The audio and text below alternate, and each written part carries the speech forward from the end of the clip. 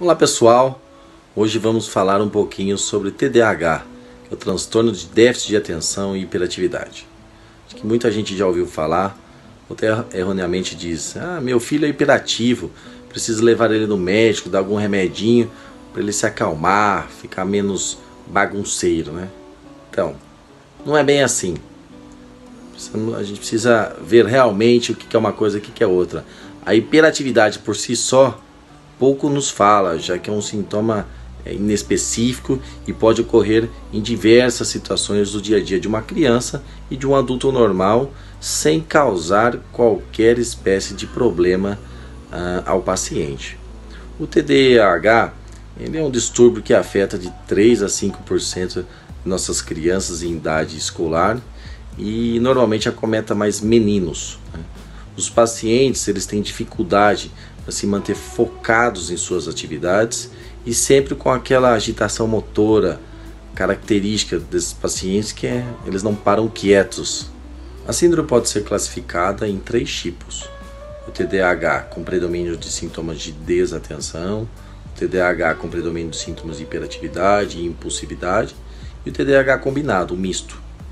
As causas de TDAH são a predisposição genética e a segunda, a ocorrência de alterações nos neurotransmissores dopamina e noradrenalina, que são aquelas substâncias que fazem as conexões entre os neurônios, que é a conversa entre os neurônios na parte frontal do nosso cérebro. Essas alterações levam ao transtorno de déficit de atenção. Falando um pouco sobre os sintomas, quando há um predomínio da desatenção, os pacientes apresentam dificuldade maior de concentração, de organizar suas atividades, de seguir instruções. São os pacientes que nunca terminam aquilo que começaram. São pessoas que se distraem com facilidade e que normalmente esquecem o que tinham para fazer ou onde guardaram, colocaram os seus pertences.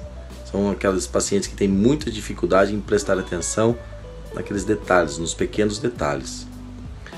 Já os pacientes que prevalece a hiperatividade, os portadores desses distúrbios são inquietos, agitados e falam demais.